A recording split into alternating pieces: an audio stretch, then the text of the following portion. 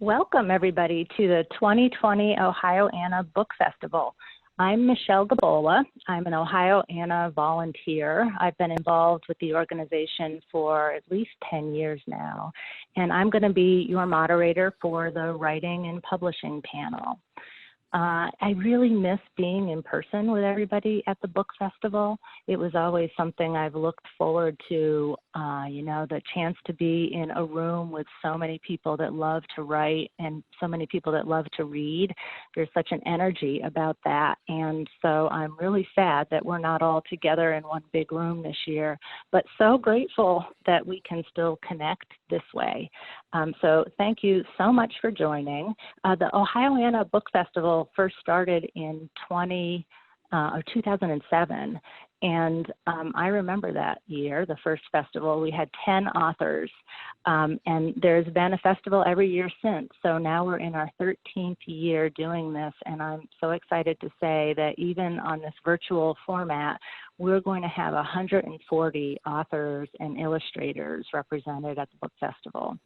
And the other cool thing about the Ohio Anna Book Festival is throughout that entire time, there's never been a charge to participate, no cost to the audience.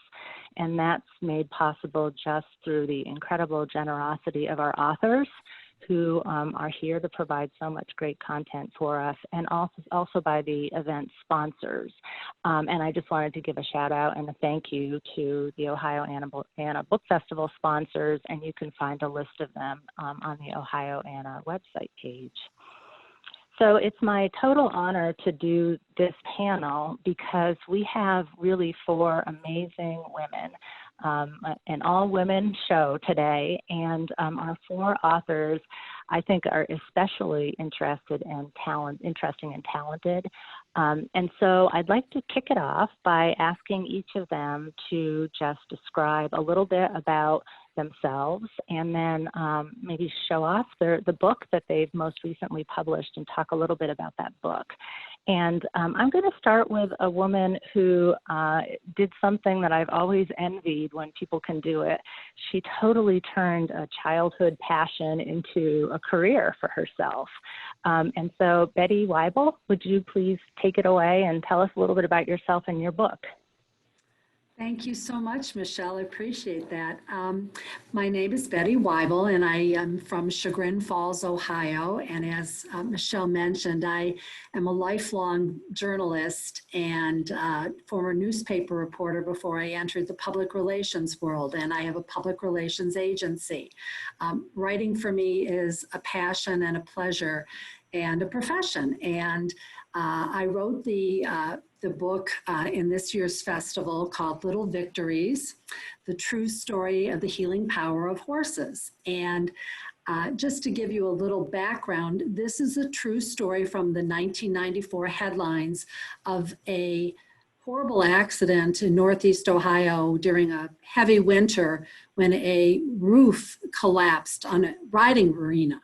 And a young girl and the barn manager were inside during a riding lesson.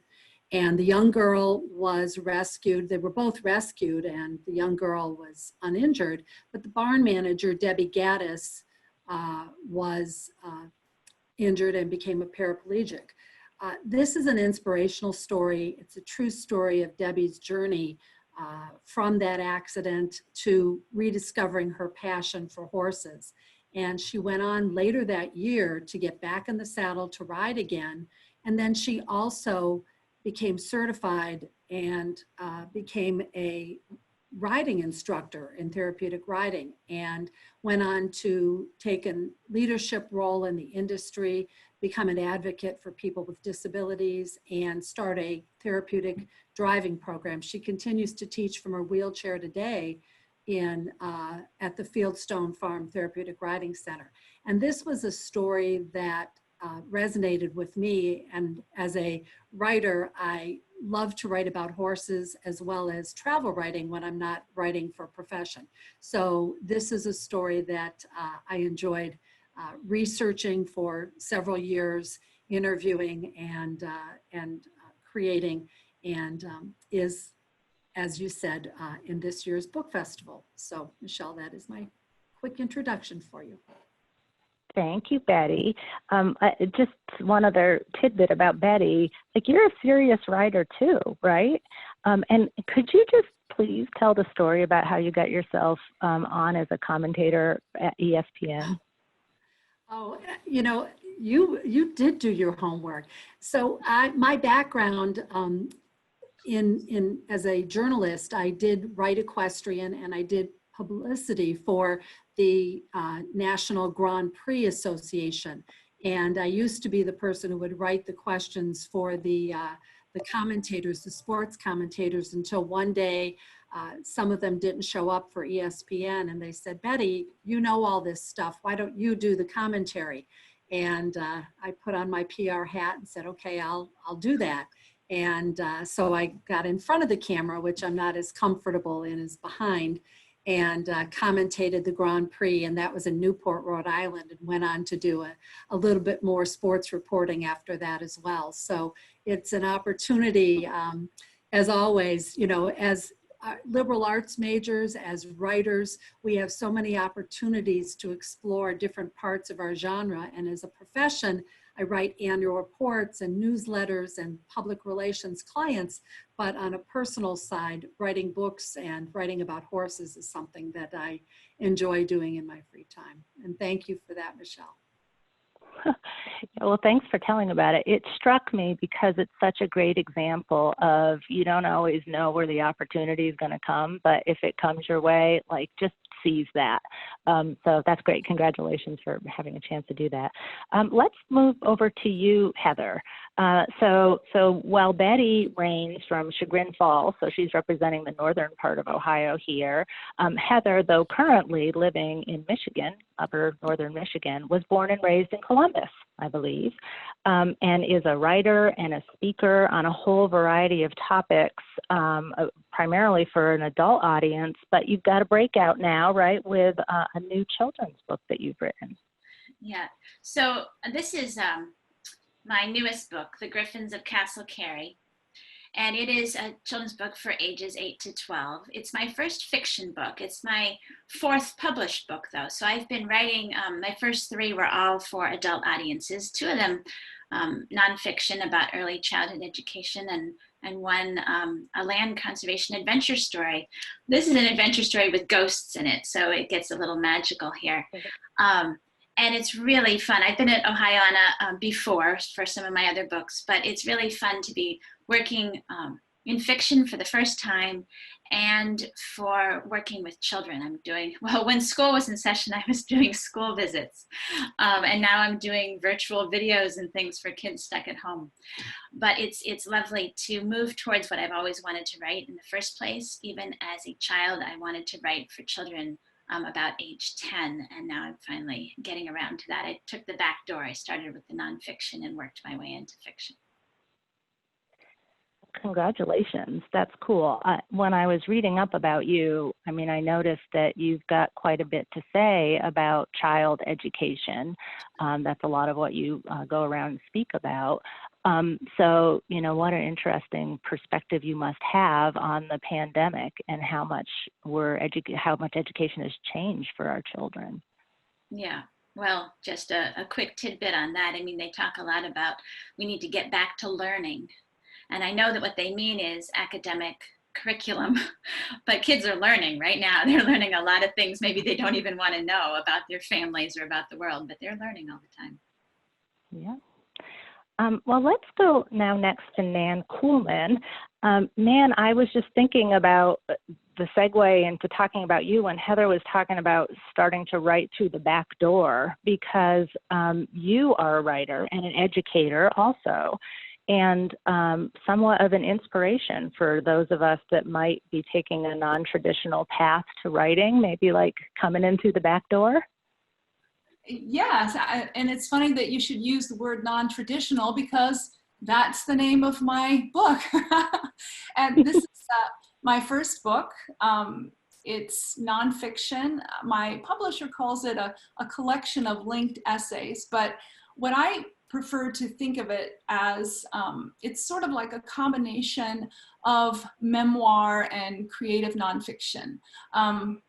And in this book, I write about a lot of the stories that I heard or witnessed while teaching as an adjunct at a small community college in Ohio.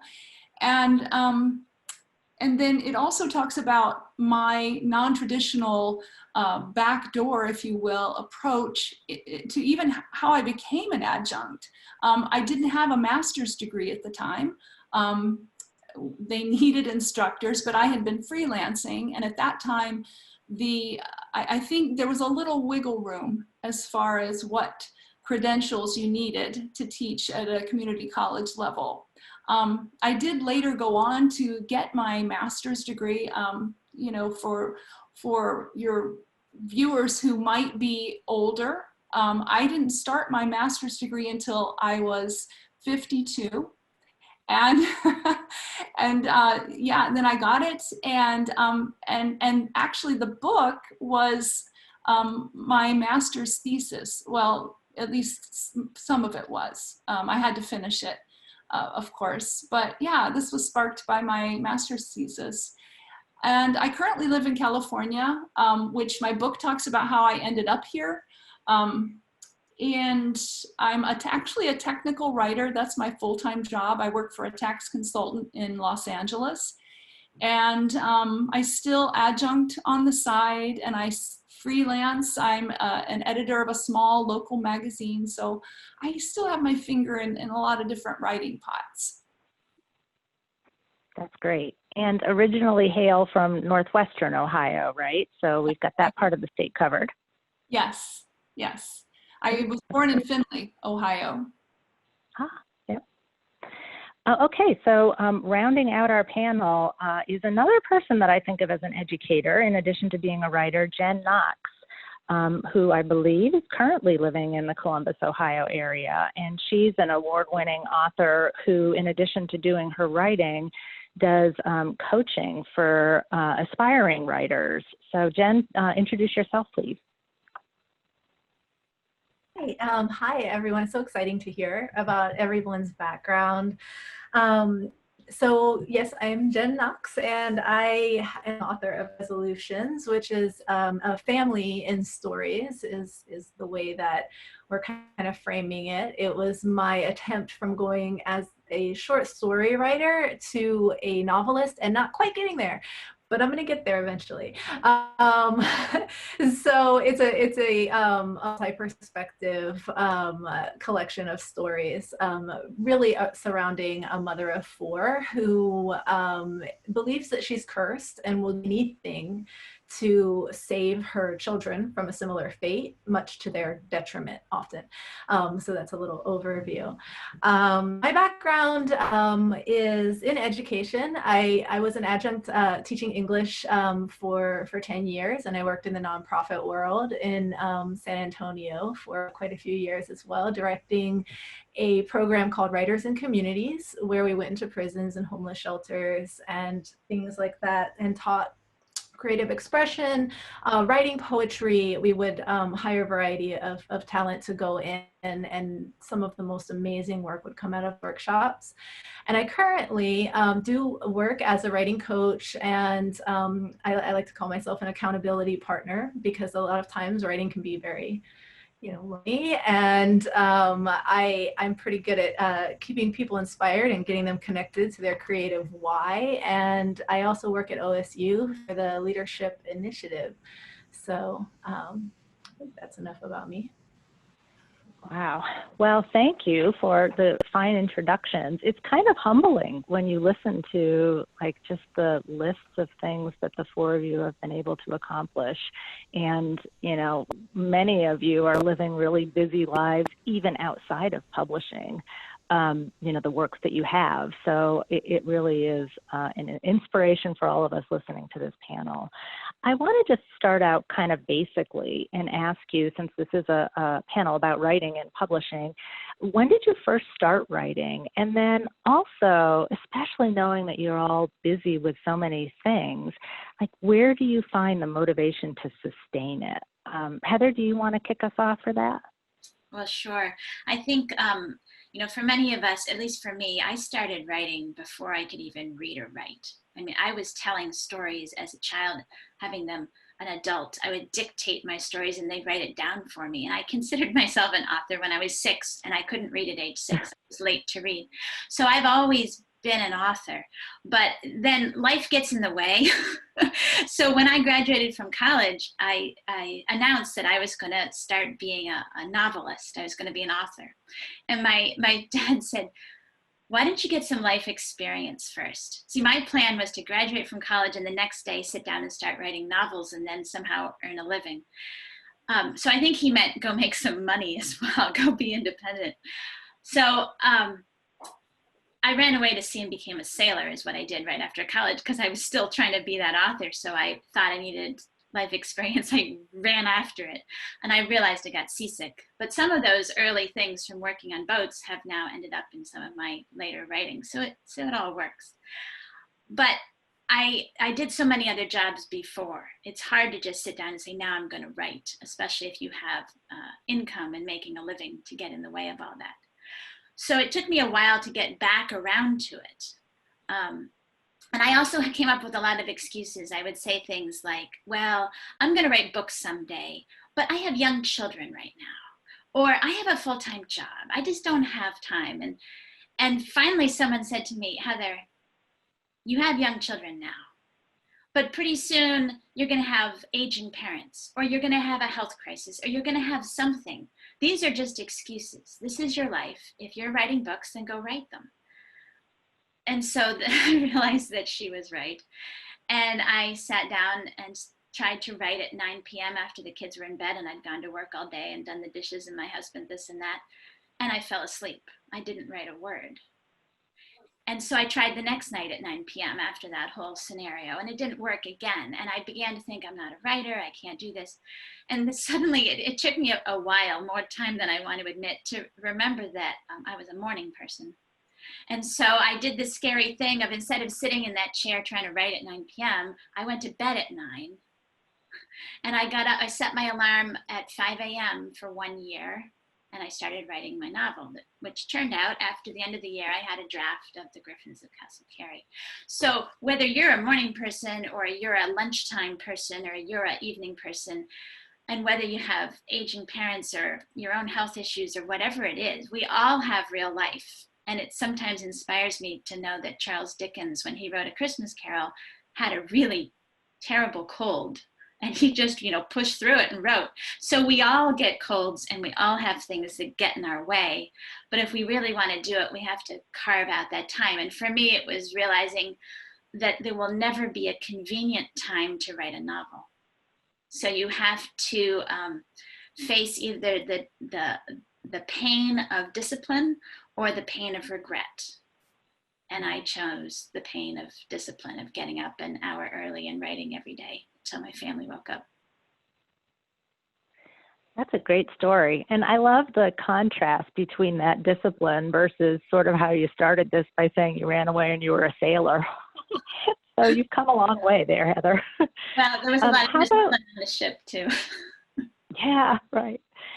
Jen, as our coach for aspiring writers, does any of that ring true for you? How did you start writing, and how do you find the motivation? Absolutely. It's funny. I think that I struggled with confidence for a long, long time. And it was one of those things where it was just kind of like, who am I to write a book? Who am I to tell a story, to share my voice? And it was so ingrained that I like to write, I like to dabble, but it always felt like that. It felt very much like dabbling, or, just something I could do to like pass the time. But it was interesting because, I went to school a little bit later, and it took me a while to get through. And I remember always working full time. And I remember I was working at Barnes & Noble in Upper Arlington, just outside of Columbus. And I would take my breaks and I would just write feverishly on these little squares of paper that we would have, that we would write down the book that somebody was looking for and go hunt for it as booksellers or managers. And I would just start writing about my life. And I think one thing that at least I've noticed in a lot of people who are inclined to write is that we tend to really crave life experiences and a wide variety of life experiences. And so I had done that, to be very, very brief about it. I had a lot to write about, let's just say that. And so I started to explore my own story initially, and then I would either throw out the paper or I would just kind of shove it in a little box at home. And there was all these little scrap papers. And then I decided, you know what, I'm actually going to major in English. And then I got accepted to an MFA program. And I think my confidence went down there because I was like, oh boy, I'm out of my league. I was at Bennington, a really fantastic program, and I just felt very much out of my league. But then I stuck with it, and I really love what Heather said about, you know, that you have the pain of discipline, or, you know, the pain of regret or disappointment. And I was like, you know what, I'm just going to push through, because what do I have to lose? And as I started to just continue to write, and I think the MFA program was definitely important, but I honestly think it was just every single word that I wrote, I started to realize, wow, my message is coming together. I have something to say.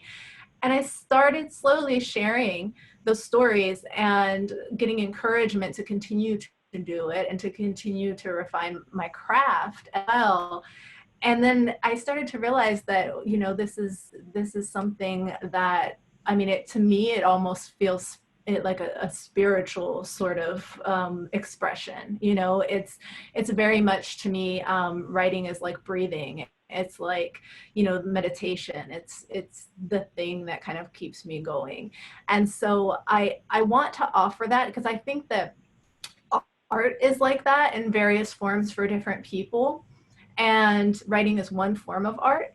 And I think that expression, if we let it out, we can actually be ourselves. We can find our rhythm and our flow. And if we like hold it in, honestly, I think we get sick. You know, we get disappointed. We feel very stuck and you know, and end up in these, you know, mucky situations, because the writer needs to write. And so for me now, I mean, I'm incredibly busy. I'm not going to lie. And I still have a little bit of a struggle with putting, you know, my clients and my writing coach, you know, meetings ahead of my own writing sometimes. But I promise I will get up at 4 a.m. to write, if it is just a little bit every day. And those little bits every day, they add up. And so that's kind of my my strategy right now. I also am a big proponent of giving yourself a vacation, a writing vacation. So you can go to a writing residency. I actually just got back from Rockville, Tennessee, where I got to spend a whole week on a novel that I'm working on, and it will be a novel. but these kinds of things for ourselves as well, you know, just like carve out, take a week vacation and just stay at home and write the whole week, you know. For writers, that's actually really good. So. That's great. I can see the writing coach in you. I'm not surprised that you that is part of like your makeup, and that you would excel at that, because when you were just talking about like having an obligation to let go of your stories, or they'll weigh us down and make us sick, you like totally flipped it on its head when you started by saying before, you know, you felt maybe a little insecure, who would want to read your writing, to flipping that entirely, where writing is almost an obligation that we have to ourselves to keep ourselves well. What a beautiful way you've flipped that. Let's move now to Betty. And Betty, let's hear about how you first started writing, and where's your motivation to sustain it? Inspired by hearing everyone here, and similar, I was that kid who was writing from the earliest age, and writing stories and my own little books and the family newsletter, and I loved writing, and it never left me. And even though I went forward into a writing profession as a newspaper reporter and then later in public relations, there's a difference when you're writing for your profession and you're writing for yourself and your pleasure. And I would, just adding to all the inspirational things I'm hearing, I think there's something to be said for writing about, you know, when you're getting paid for it, I feel so blessed and lucky, but I still need my outlet to write for myself. And a lot of my subjects have been short articles in the newspaper, magazine articles, and I've, in going into the book world, I too have had the confidence questions and you think, how dare I? But I wanted to learn this world because it was new to me and it's a part of our craft that I wasn't in. And so as a nonfiction writer, it's an extension of writing newspaper work. I picked topics that I cared about, I wanted to learn about, because I'm the early morning person as well. I'm up by 5. I feed the horses and dogs, and then I sit down and start to write. But so I'm picking topics that I really want to learn more or dig more or share with people deeper. And they tend to be equestrian or travel writing, because those are 2 things that I enjoy. And if I'm spending my free time away from office time and away from the computer, I want something that's going to drive me from inside. So I've chosen topics like that, and again, gone deep in the research. When you think for a newspaper or a magazine article, you've researched enough. When you go for a book, you're talking so much more in the nonfiction topics, as you all know. So I would say the passion, is easily ignited when it's something that you really want to help share someone's story and get the word out and educate people. And my first book actually, it was a client, and I was working as a ghostwriter, as it were, behind the scenes on a travel book for former Governor Bob Taft. And when he was leaving office, and I helped him put together his favorite places in Ohio. And it was a wonderful experience and made me want to do something on my own. So my first book was an Ohioana book about the Cleveland Grand Prix. And it's a horse jumping event, again, something I knew, so I wasn't straying too far into uncharted waters. But I dug very deep for a couple of years, and it was published by the History Press, a regional history. And so that was, again, an extension of my research and digging deeper. And then this current book is the same type. But as Heather said, there's topics, and I want to go eventually, stay in this area, but go into the nonfiction one of these days too, and children's. And so there's so much when you get into this writing world that there's so many avenues to pursue. And you think after working all day with clients and writing for that, it's not the same thing when you're writing for yourself. And that's part of the drive, I think. What you said about the ghostwriting really perked me up here, because I hadn't even thought about the other complexity that sometimes somebody might engage in ghostwriting. When you were doing the ghostwriting piece, did you feel like less pressure because it wasn't ultimately your voice that was going to be publicized as your voice, or did you feel more pressure because somebody else has got to filter this and decide that it's good enough? That's a great question.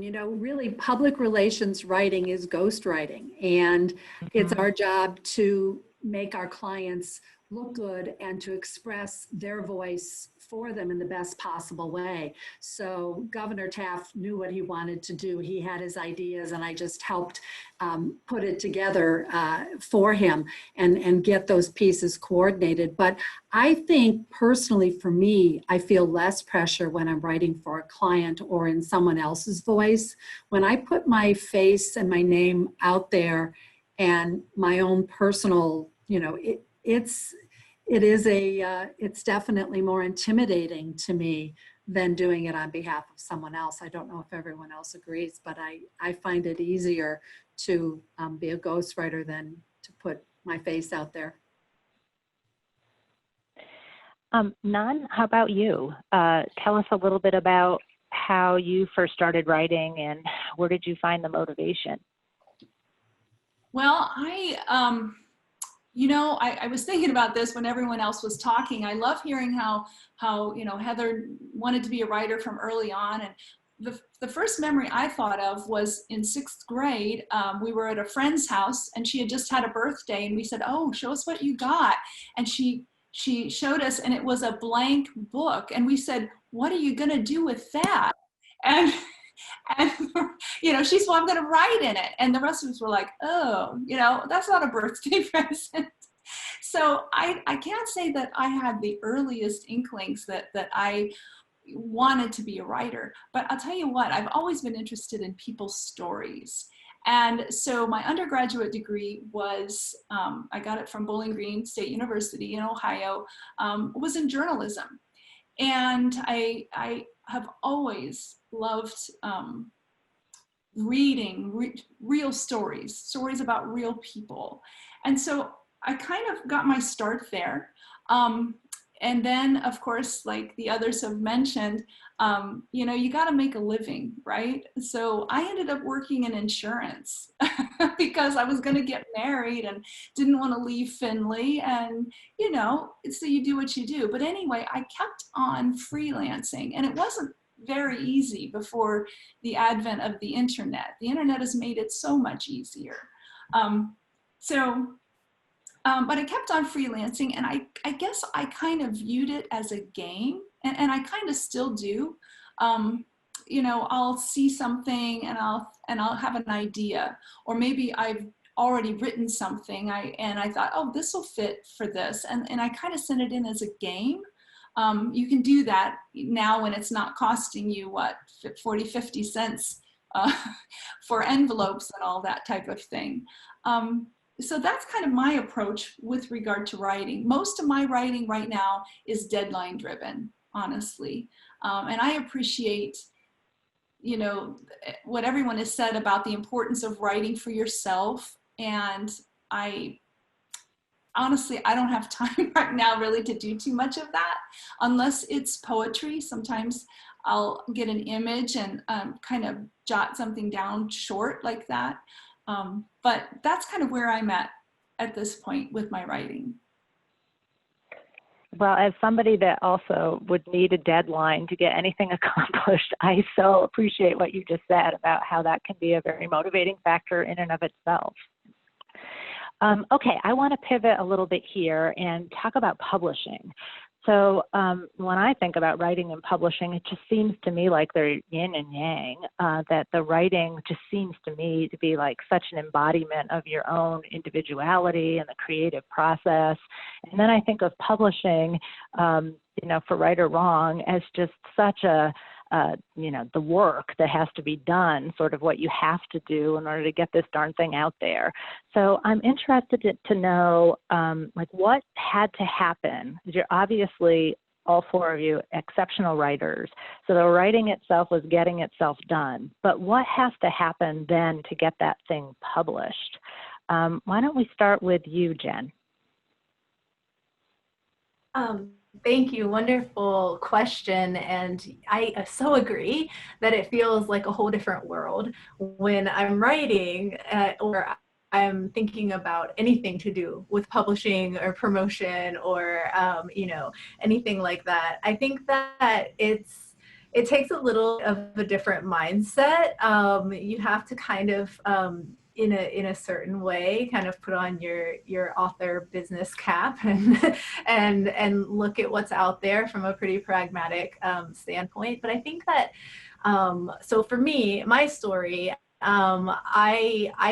I've only published with small publishers. So I've worked with Rain Mountain Press with my collection After the Gazebo. They're based in New York. I won the Press Americana Prize, which the prize was publication of your short story collection, and they're based in that's Hollywood Books in Hollywood, California.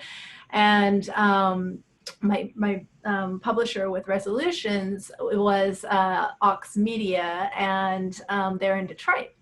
So I've worked with 3 fantastic different small presses, and I would say probably what really got me there in any regard were, because I'm a short story writer, and that's where I've been for quite a few years, we're really kind of pursuing the smaller publications. And so I would look to journals, literary journals, and online and print, college journals, things like that to submit my fiction to. And I think this is a really good way, actually, even if you're writing memoir or even nonfiction, to try to get an excerpt published in some publication that will kind of give you a taste of what publishing feels like, and also give you a little bit of a promotional kind of boost when you do have a book down the line. So that's one thing that I kind of recommend. And then also, it's such a good community building thing, because you see the process. And then also, if I have 3 stories in a collection, or all the stories in a collection published in various different places, those journals are also going to be inclined to help me to promote my book when it's published down the line as well. And so it's a really kind of wonderful dynamic from a short story writer's perspective. And I will say, though, that as a coach, I'm currently looking at self-publishing, because I actually think that self-publishing is a brilliant opportunity for a lot of writers, especially, people who want to have complete creative control. And so I've just been investigating that and looking into it. And I, for nonfiction, for little kind of like writing prompts or how to write a short story in 10 days, I've been experimenting with publishing these smaller books. And it's amazing. The process is so easy. I mean, it's not like that easy, but it's very, very intuitive. And I really think that there's a huge future there. At the same time, with the traditional model of going to a bigger publisher, HarperCollins, Random House, going through an agent and all of that, which is, still something I want to do with my novel, I think that there's a lot to offer on that end as well. But I think the spectrum of opportunity right now is so exciting. And I, in my true writer, personality, I want to do it all. So, so that's kind of where I'm at, and my excitement around it. That's great. Thank you very much for sharing that. Betty, do you want to go next and talk about, like, how did you make the leap from having something written to getting the books in particular published? I think, as Jen said, the smaller pieces are a great way to go, to get your articles in a smaller form in a newspaper or magazine, and do that and make the leap. And most of my content was in short form. The first book that I published was through a larger press, History Press, Arcadia. And it was a very good experience. And I did the process that many budding writers know well, where you put together the proposal, you go through the submission guidelines, and I went through everything, and have submitted many books and many rejections piled up over the years. But that one was relatively easy. I knew they did a great job, and they knew their craft, and nonfiction and history, and I learned a lot from that. But I too wanted to learn another area. So this current book, I did go the self-publishing route. And in more recent years, I've talked to a lot of people and did a lot of studying, and self-publishing has evolved in an amazing way. And I found it an incredible experience. I also wanted to learn that part of the business, but I wanted to have proceeds from this book go to the therapeutic writing industry. And it was much easier to do that directly. So I created my own imprint, and on the back of the book, Brown Dog Books, that's our old dog Layla. But I went through and used what I'd learned in the publishing world by hiring a wonderful designer, and I didn't truly do it myself. A lot of people think self-publishing means do it yourself, and not to say there's a right or a wrong and everyone learns it, but I didn't want my book to appear to have been done myself, and I'm not a technology person. So the idea, I went through Amazon Direct Publishing, and Kindle Direct Publishing is what it is. KDP is the imprint now. And it was a wonderful experience, but I hired a design team that knew how to negotiate it and knew my genre. There's a certain font that works best in children's books. There's a font that's better for fiction and nonfiction. And they knew my area. They knew what to recommend. So I have to say, I didn't do this alone, and I had a great team. I knew the marketing end and I knew I could handle that, but the designing my own cover, editing your own book, we all know the value of having outside expertise.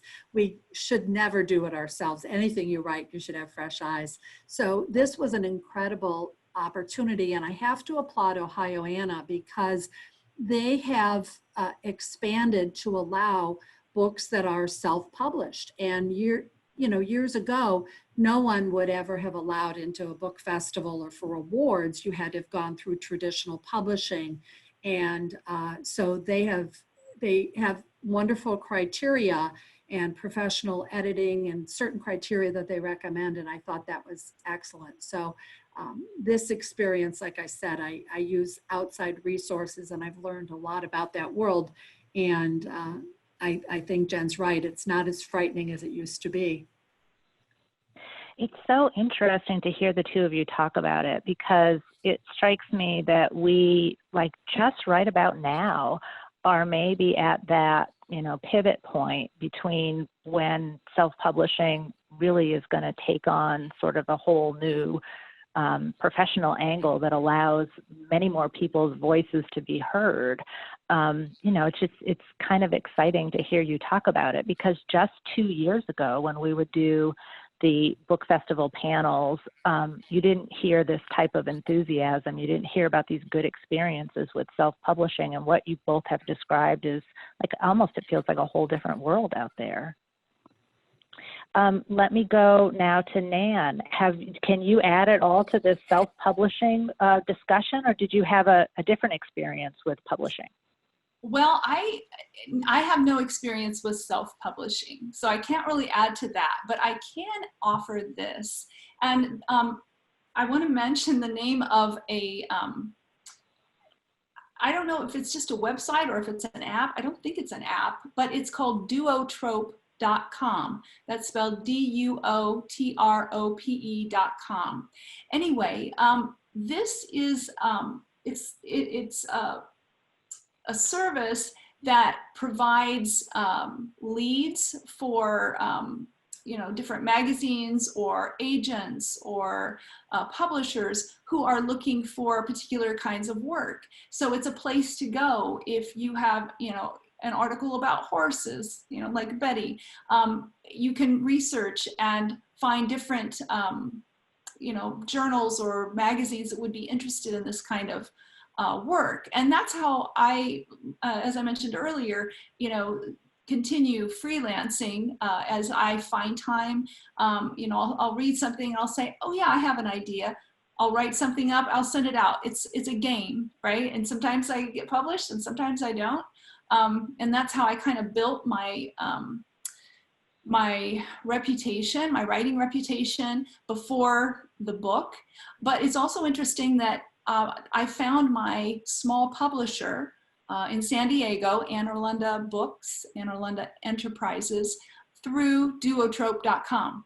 So I would really offer that to the viewers to check that out. It runs $5 a month or $50 a year. You can try it out for free for a week and see what you think. But I have found it to be invaluable. That is an awesome suggestion. I know that many people are writing it down right now, duotrope, right, .com. It's so interesting, Nan, to hear how you've described writing a bit as a game and publishing now a bit as a game. You sound like kind of a fun woman, to be honest. That's awesome. Heather, how has been your experience with publishing? Well, I have a different angle on it. I've been traditionally published, and so I went and got an agent was my method.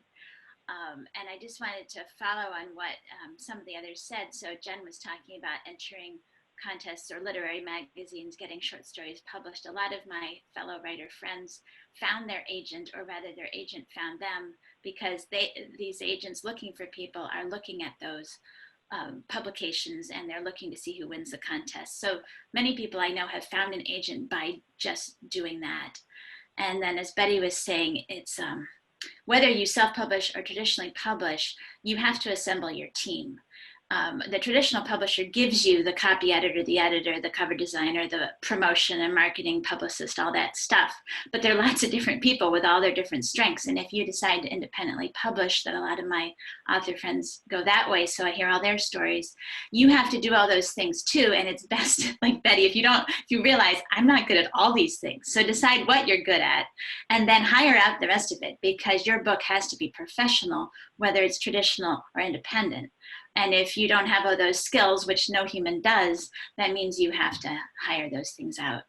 So for me, I found an agent by going to a writing conference. I know this is sort of a virtual time, but I used to actually go in person to writing conferences and go to listen to editors' panels and authors' panels and agents and meet agents at conferences, that kind of thing. And I was actually offered my very first offer of representation from an agent came at my first writing conference.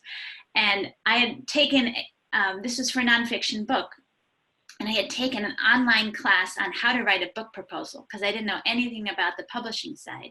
So I was only a couple weeks into my how to write a book proposal class. I went to the conference and this agent said, "Oh, I'd love to represent you." And I was just flying high as a kite. And he was the real thing. He was a big New York agent. And later, I said, I haven't even got the sample chapter written. He said, "Take your time, no worries." And so I sent him the sample chapter, and we'd had a lot of long phone calls, but he turned me down flat and never answered another phone call because the sample chapter I'd sent was terrible. I didn't know this at the time. I thought it was wonderful. He liked my idea. He liked the beginning of my proposal, but I had not delivered on the sample chapter. And there's so many people desperate for an agent. He had to just, tell his secretary, "Don't take any more calls from this person." It taught me a lot because I had to take my sample chapter. First of all, I took a year off and came back to it with fresh eyes. When I came back to it again, I realized it was written very academically. I'd gone to graduate school and college too much, and it showed. It was written that kind of writing. It wasn't personable. And so I rewrote it from scratch, and I sent it out to what I call test readers. It's not your writing critique group. This is just a group of human beings who read books. And hopefully they're your intended audience. So I had parents and grandparents for this early childhood book. And I wanted to make sure my tone was okay and what did they have as suggestions. And they helped me get my tone right. And then I rewrote the whole chapter. Then I had no trouble finding agents. I had 4 agents who wanted to work with me, and I interviewed them, and I chose one to work with, and she's been my agent the past 10 years. So I did go the agent way. Sometimes I think we're not ripe and ready. So one thing I tell people, if they're thinking, the book's all ready, or maybe they think their publishing know-how is already, keep learning, going to conferences, going to book festivals, learning online, however you learn best. But when you feel like everything they're saying is just a repetition of what you've heard before and you already know that stuff, then I think you're ready. But a lot of us, the way I did, jumped the gun and thought, "Oh, I know this," and just jumped in, and then I wasn't ready yet. So putting your writing out there to share with other people takes some guts because it's very personal, but find test readers. The agent is going to shoot you down, not just if you spell their name wrong, but if your concept isn't good, if there's things that your friends and fellow writers can help point out to you, will save you a lot of grief. So I'm part of 2 writing groups. And in addition to running all my work through 2 writing groups, I also work with test readers. In the case of the Griffins, I enlisted children to read the book. This is before it's published, to make sure that it wasn't too scary or that it was funny enough. I had parents read it out loud to their kids, and this is all in the testing stage. And that's long before I share it with the agent and before it goes out to the publisher. Well, thank you, Heather. I am especially grateful for your sharing the story about something that didn't go that well, so that all the people that are listening in to this panel can learn from your wisdom, how you've been before us. So thank you to all of you.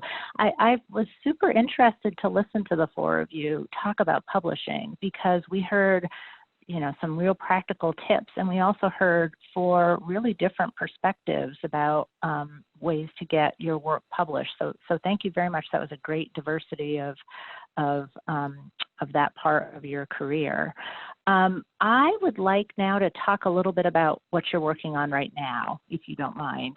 And also, I'm super curious to know whether the coronavirus, our current situation, has had any impact on your writing.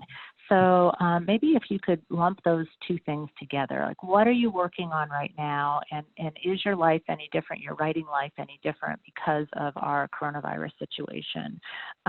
Nan, do you want to start us off? Sure, I'd be glad to. As I mentioned before, I have my fingers in lots of different pots right now. So what I'm working on right now, mostly as far as creative writing goes, is my author blog. I have a website, nankuhlman.com, and I know blogging kind of, I think it hit its peak and then it kind of went down, but I think it's coming back. But I feel as if it's coming back requiring writers to be a little bit more succinct. So my goal with my author blog is to present something in, if I can, in 400 words, 300 or 400 words. And as far as COVID-19 is concerned, I guess it's affected my content because I try to present just observations that I've come across in my own life as I adjust to our new normal and what it means to be a human being and how we move in this world and where we can seek encouragement. And I try to come up with some sort of everyday metaphor if I can. I recently wrote one about cleaning under my stove. Okay, you all know what I'm talking about there. You know what that looks like. I don't have to even paint a picture for you. So I had a metaphor for that, maybe we're not going to get it completely clean, right? But we can make progress. And that's how we make progress on big problems, is just doing what we can with what we have. So that's how COVID-19 has affected my writing work and what I'm doing right now. Great. Jen, what Nan was just talking about with her short blog entries reminded me a little bit of what you said about meditations before. I wonder if there's any similarity between what she's describing. And what are you working on now, and how is COVID impacting you? Yeah, absolutely. I think it's also really interesting to hear and resonate with the idea that, we're being challenged right now to deliver more and more potent messages in smaller and smaller packages, in terms of kind of the blog or a newsletter, or if you have an email list or something like that. If you really want to be heard in the internet exchange, you need to be pretty concise and to the point and pretty powerful with your words. And so it's a wonderful time to be kind of, mining, this incredibly challenging but incredibly rich time, because we're really investigating our entire humanity right now, whether we want to or not. And I think as writers, that just has to come out. So I completely resonate with that. What I'm working on a novel, and it's a novel. I keep saying that to myself. It's actually it is a story I'm working on for quite a while, and it means a lot to me. It's about generations of women in a particular family who were diagnosed or classified as ill, and may have just not maybe not been ill. Maybe there were other things going on. It's got a magical realism in it. And I've done a lot of research and I've just poured myself into this book, and I'm going to continue to do so. For me, COVID, oh my goodness. I actually live a little bit outside of Columbus on the east side, and I commute to OSU, and that's 45 minutes, or on a bad day, an hour and a half, because traffic can be pretty crazy. And I've found that not having that commute is time I can siphon off to write. And I've actually kind of rekindled a little bit more robust writing schedule because of that additional time. I've also used my writing as a mechanism to keep myself sane during this time, which I think is incredible, you know, if you have any kind of outlet right now, and very important just to, you know, feed what feeds you, because we all need that. And so writing helps to calibrate me. And so I feel like it's all the more urgent, and it's all the more, you know, nourishing. It's actually, in a very weird way, fed my writing. I will say at the beginning, I was not writing at all. Like at the beginning, I felt like I was, you know, in zombie land or something like that. But probably by about April, I was supposed to launch my book at AWP. And I had all kinds of readings set up and everything. My publisher had done so much work to set up just a wonderful event, and I was going to headline, and then COVID hit that week. And it was one of those things where half of the writers went to AWP. It's a big writing conference, and it was in San Antonio, Texas, and half of the writers didn't. And I was of that camp of, the mayor just declared an emergency. Maybe this thing's going to actually be something bad. No, I think I'll not go. and so I was kind of in that just disbelief stage for a while. But I think that it's actually been a point of resilience, you know, on a daily basis for me since then. So. Well, I'm so glad to hear that it finally did click in for resilience. I can relate so much to what you're talking about with that month or two of just wandering disbelief. But I'm happy to hear that you're up and running now, and I have confidence that novel is going to come out. That's awesome. Betty, what are you working on right now, and has it been impacted at all by COVID? Well, COVID had more impact, unfortunately, on Little Victories. I had just released it before the holidays, which was great, and had some wonderful media coverage, lots of appearances, and I was doing a lot of appearances with the subject of the book, Debbie Gaddis. And so we had a number of bookstores and festivals and everything set up for the new year that unfortunately got put aside, as many of you probably had the same situation. So COVID has impacted not the writing so much as the second phase of getting the book out, which is very disappointing because there were so many wonderful things booked that are just, you know, writers panels and self-publishing panels and things that, you know, there's a new book is only new for so long, and there will be a window. It won't be there when this is over, but that's okay. I tend to, when I'm bothered by things, put it into writing and work, and I work harder, believe it or not. And when this broke, I had just joined a new board, the Ohioana Library, and I started working on a project that I'm proud to say they've just launched, and I've been putting a lot of work into the new Ohioana Literary Tour, and it's called the Ohio Literary Trail, and it's on the Ohioana website if anybody's looking. So there are more than 70 sites around the state, museums and libraries, but also that may be closed, but also markers that show the contributions of Ohio writers to the national, international culture. And so we compiled a trail, and I've been working with the team on that, and they've just launched that in the last month.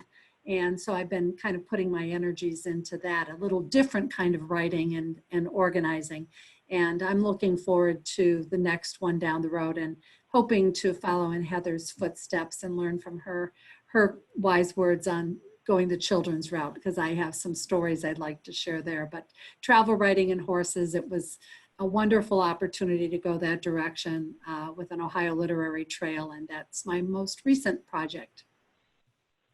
That's great. I'm so glad that you mentioned the literary trail because I've heard rave reviews. I know there's a lot of effort that's gone into that, and it really is quite a gift to the state of Ohio. So thank you for that, Betty. And Heather, let's end it out with you. Let's hear from you about what you've been working on and whether COVID has impacted you. Yeah, so I'm focusing on children's fiction, and The Griffins of Castle Cary is my first one, but I'm hoping to write only for young people from now on. For all of you who want to write for kids, whether it's picture books or teenagers or someone in between, Betty, you too, if you don't already know about the group SCBWI, it's an international group, but they focus on children's books, both the craft and the publishing of it. And that is the place I always direct people when they think that they want to write for kids. So it's called the Society for Children's Books Writers and Illustrators, short for SCBWI. My current project, I just finished it after 2.5 years of writing a week ago. And it's a book, a historical fiction about female pirates based on true story, set in 1718. And as I told you, I ran away to sea to become a sailor years ago. I'm actually digging out my old journals from when I was a 21-year-old and looking at my descriptions of being seasick and what the sound of the boat is and all those sorts of things. So I'm using my first-person research finally all these years later. So writing during the pandemic was interesting because my kids were home, so I was homeschooling and I had less time than ever, and all my speaking engagements, which is how I get all my income. You get some income from selling a book, but I get most of my living from speaking about my books. So I speak at conferences or I do editorial trainings or so on. So I had to pivot my income in half the hours because I was homeschooling the kids. Well, I actually doubled my output of my pirate book because whenever there's some sort of, we work well with deadlines. Well, COVID was a big deadline. In other words, a mortality deadline. I didn't know, nobody knew how long we'd have to live, and I was determined to finish this book. So instead of writing 1 chapter a month to satisfy my writers groups, I started to write 2 chapters a month in addition to all the paid work. So it doubled my output. But another thing I noticed about the pandemic was it brought more depth and soul to some of the scenes in my writing, because I think it shifted all of us psychologically and emotionally. And I was drawing on that part of me. I was writing some of the climax and the difficult parts of the book. I think it put me in a good space because I think it made the book deeper in many ways. And a lot of, even though this book is set 300 years ago, it ties into all kinds of topics, whether it's equal rights, human rights, Black Lives Matter, disease, all sorts of topics that we're still grappling with today. I was able to draw into this story 300 years ago. And just since I know a lot of people listening may be interested in how do you approach writing and researching a book, because no matter whether it's nonfiction or historical fiction, there's a little bit of both. And for years, I put off writing this book. I put it off for about 20 years because I didn't know which to do first. And at least for me, what worked is I can get the details of the researches, say what people ate, for example, after I know that I need a scene with eating in it. Because so I start with the story, and if the story doesn't call for a scene with breakfast food, then you don't need to research that. So tell the story first, and you can go back and fill in, because if you try to research everything ahead of time, you might just get bogged down. And some scenes you don't even know you need, what kind of dice did they use or something. You don't know that you need that till the scene presents itself. So I'm heading into the next little bit now is going back and doing a deeper level of research to make sure it's authentic and true to the story it needs to be. Pirates, that's where I'm headed. That's great, Heather. And I loved the chicken and the egg discussion there, that you don't need to know about breakfast cereal if there's no breakfast scene. That's wonderful practical advice. And I also really appreciate your talking about the potential positive that can be happening during this really difficult time for all of us. The thought that our authors might, be able to dig deeper into a depth of soul in their writing because of these unusual times is one of those, unintended potential positive consequences that comes out of so much pain. So thank you for sharing that. I know as a reader that one of the ways the pandemic has impacted me is I'm reading so much more. And, my friends are texting me daily about what are you reading? Have you read this? Have you read that? So although I've always been grateful for our authors, especially our Ohio Anna authors, I feel even more grateful for you now. So thank you for what you do for all of us. A big, big thank you for the discussion today to Jen Knox and to Nan Kuhlman and to Heather Shoemaker and to Betty Weibel. That was wonderful information for our audience. I'm sure people found something useful to take away for sure. So I thank you so much for your time and your insight and sharing your talent with us, both through the books that you write and today at the book festival. And I will remind our audience that the Ohio Anna official bookseller is the Book Loft, which is a adorable bookstore located in the German Village neighborhood in Columbus, Ohio. And if you would like to get copies of our authors' books, or maybe see some of the other things that they've written that we didn't talk about in as much detail today, you can go to bookloft.com and find that information and make a purchase. Big thank you to the audience for being with us this year in this unusual way, but it still feels really important and special, at least for me, to be able to connect with you and to be able to connect with our wonderful authors. I hope you enjoy the rest of your day, and we'll look forward to seeing you in person next year. Thank you.